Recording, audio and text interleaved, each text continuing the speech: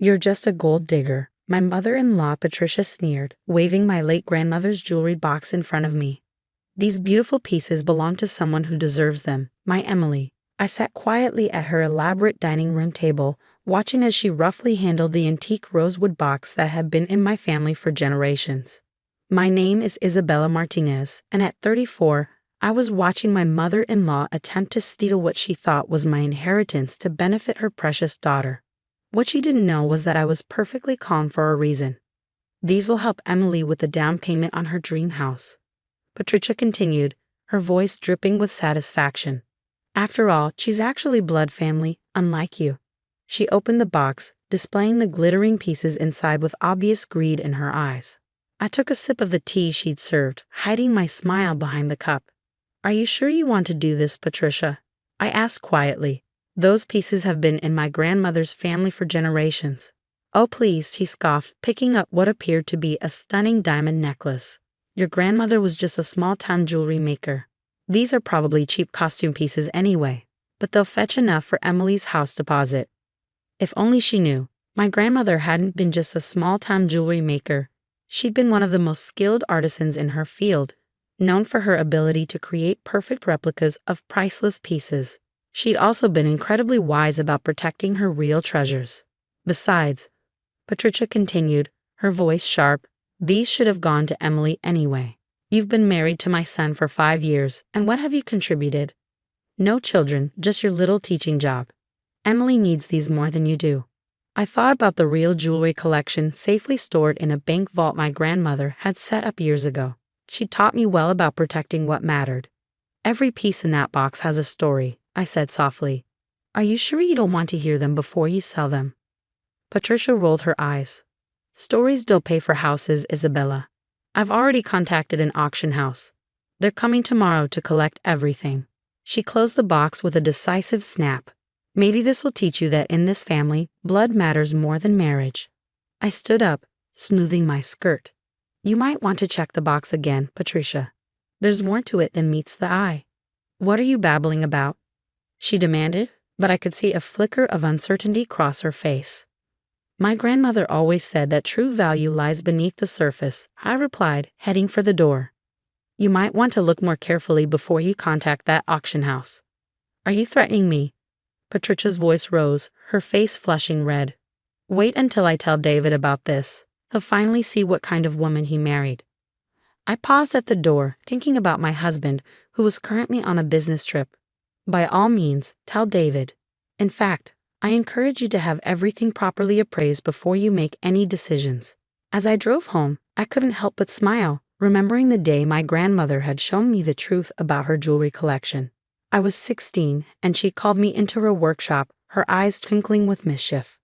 Bella, she'd said, holding up 2 identical diamond necklaces. Which one is real? I'd studied them carefully, but couldn't tell the difference. That's when she taught me her most valuable lesson about protecting what matters. Every piece in her collection had a perfect replica, and only she knew which was which. She'd spent years creating them, preparing for exactly this kind of situation. My phone buzzed with a text from Patricia. Stop trying to scare me with your ridiculous hints. These jewels are being sold tomorrow, and that's final. I didn't reply. Instead, I called Laura, my grandmother's old friend who worked at the auction house Patricia had contacted. It's starting, I told her. She's bringing in the replicas tomorrow. Laura chuckled. Don't worry, honey. I'll make sure everything goes exactly as your grandmother planned. That evening, as I sat in my study looking at photos of my grandmother, I remembered her words. People who take what isn't theirs often learn their lessons the hard way. Patricia was about to learn just how right my grandmother had been. My phone rang again. It was David. Bella, my mother just called me, ranting about you threatening her over some jewelry. What's going on? I took a deep breath. Your mother is trying to sell my grandmother's jewelry collection to help Emily buy a house. She took the box from our house while you were away. There was a long pause. She did what?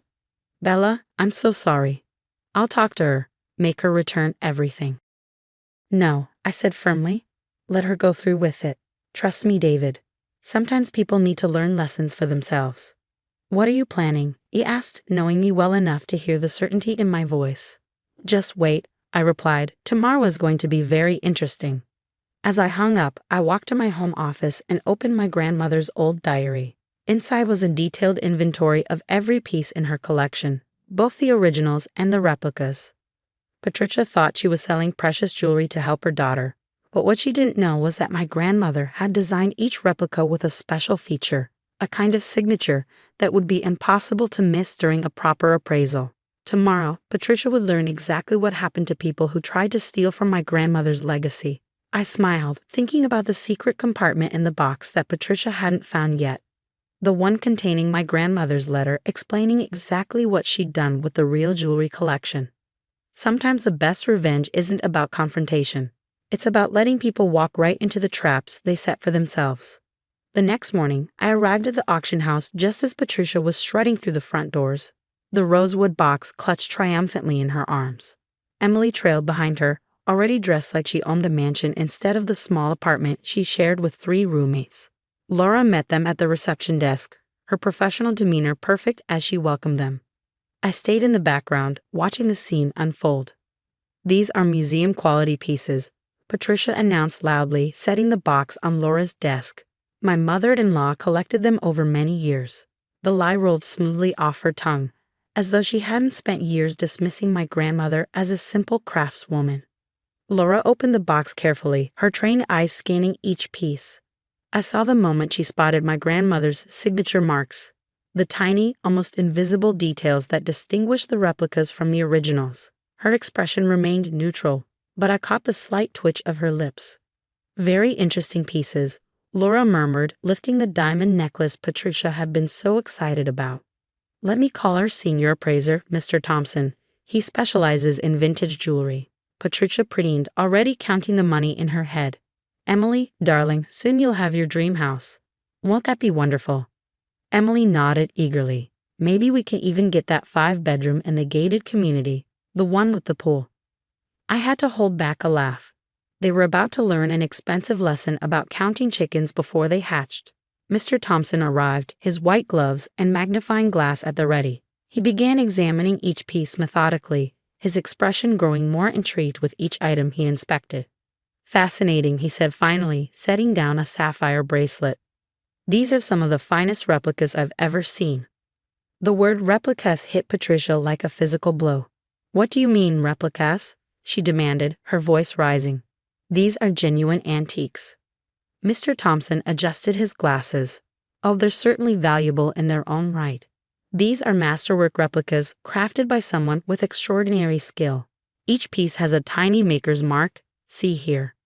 He pointed to a nearly invisible symbol on the necklace. "This is the signature of Elena Martinez, one of the most renowned jewelry replicators of her time." Patricia's face went from red to white in seconds. "No, that's impossible. These are real." "Actually," Laura interjected smoothly, "Elena Martinez was known for creating perfect replicas of famous pieces. Her work is highly valued in certain circles, but not quite in the way you might have hoped." She named a figure that was about 1/10 of what Patricia had clearly been expecting. Emily's dreams of a poolside mansion visibly crumbled. "But Mom, you said. Where are the real pieces?" Patricia whirled to face me, finally noticing my presence. You know about this." I stepped forward, pulling out my grandmother's letter from my bag. "I tried to tell you to check the box more carefully, Patricia. Maybe now you'd like to look at that secret compartment." Laura demonstrated how to press the hidden catch, revealing a small space beneath the jewelry trays. Inside lay a single envelope yellowed with age. Patricia snatched it up, her hands shaking as she read my grandmother's elegant handwriting. "To whoever thinks they can take what isn't theirs. The real collection is exactly where it belongs, safe from those who value gold over family. What you hold are my masterworks, replicas I created to protect my true legacy. Remember, not all that glitters is gold, and not all family is bound by blood." "You tricked me," Patricia's voice echoed through the auction house. "No," I replied calmly. "You tried to steal what wasn't yours, and you didn't even bother to learn its true history. My grandmother spent years creating these replicas because she knew someday someone would try to take advantage of her legacy." Mr. Thompson cleared his throat. "I would point out that these replicas are still quite valuable to collectors. Elena Martinez's work is highly sought after in certain circles." But Patricia wasn't listening. She was too busy fumbling with her phone, probably trying to reach David. I'd already texted him the whole story, including photos of the letter and his mother's attempt to sell my inheritance. Emily slumped in her chair, her dreams of instant wealth evaporating. Mom, what are we going to do about the house? I already told everyone. Perhaps, I suggested quietly, this is a good time to learn about earning things for yourself, instead of taking them from others.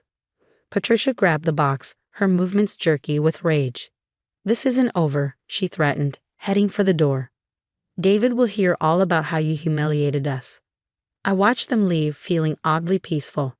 Laura approached me, holding back a smile. Your grandmother would have loved this, she said.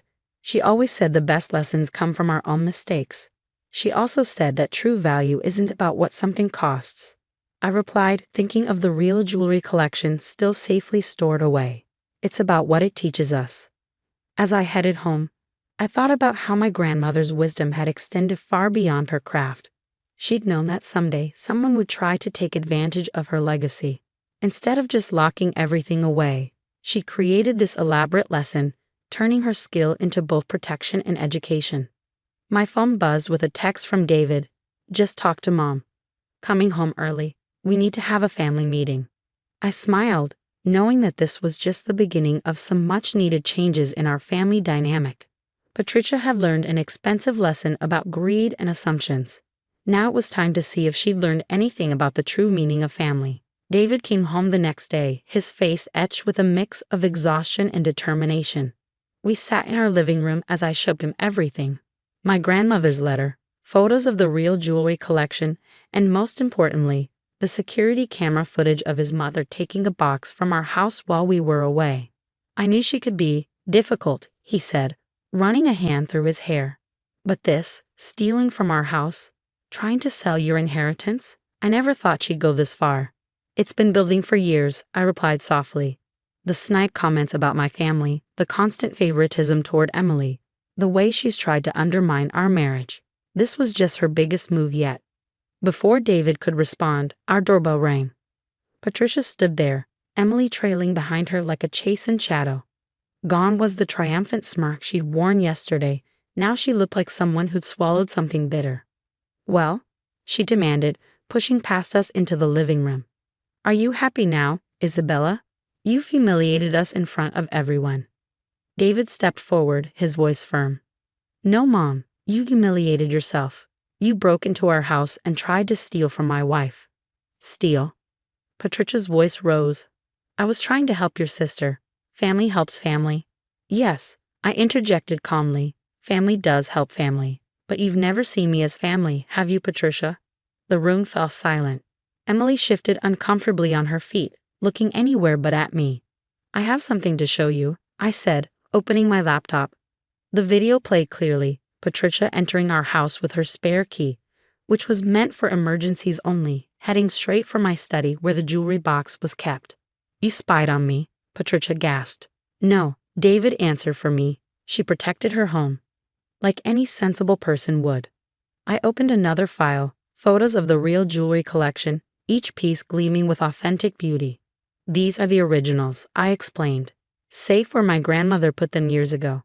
She created the replicas not just to protect her work, but to teach a lesson about value and trust. Patricia sank onto our couch, her bravado finally cracking. All this time, you knew? Of course I knew. My grandmother taught me more than just about jewelry. She taught me about protecting what matters, about watching and waiting, about letting people reveal their true characters through their own actions. Emily spoke up for the first time, her voice small. The house I wanted. I told everyone I was getting it. Maybe, I suggested, it's time to think about earning things for yourself. My grandmother built her collection piece by piece. She taught me that anything worth having is worth working for. David placed a hand on my shoulder. Mom, you need to return the spare key. And we need to set some serious boundaries going forward. Patricia clutched her handbag, looking trapped. But we're family. Yes, I agreed. We are. And families should respect each other, support each other, not steal and scheme against each other. My grandmother's replicas weren't just copies. They were a test. One you failed spectacularly. What happens now? Emily asked, finally meeting my eyes. I pulled out an envelope. Inside is information about a first-time homebuyers program, real estate courses, financial planning resources. If you're serious about wanting a house, here's how you can work toward it legitimately. Emily took the envelope, her hands trembling slightly. For the first time, I saw a glimmer of understanding in her eyes. Patricia stood abruptly. This isn't what I came for. I came for an apology. No, David said firmly. You came hoping to bully us into giving you what you wanted. That's not happening anymore. Things are going to change. As they left, Patricia's shoulders slumped in defeat. I thought about my grandmother's words. Sometimes the most valuable things we own are the lessons we learn. A week later, Emily called me, her voice hesitant. I signed up for one of those real estate courses, and I wanted to say I'm sorry. For everything. It wasn't a complete resolution, but it was a start. Patricia still avoided family gatherings, nursing her wounded pride, but her power over our lives was broken. David and I were stronger for having faced this together, and I knew my grandmother would have been proud. The jewelry box sits in my study now, filled with the replicas, a reminder that true value isn't always about what something costs, but what it teaches us about ourselves and others. Sometimes the most precious things we own are the wisdom to wait, the strength to stand firm, and the courage to let truth reveal itself in its own time. My grandmother's real legacy wasn't just in the genuine pieces she created, but in the lessons she left behind. Lessons about patience, protection, and the true meaning of family. As I look at the box now, I smile, knowing that its greatest value was never in the jewelry it contained, but in the truth it revealed.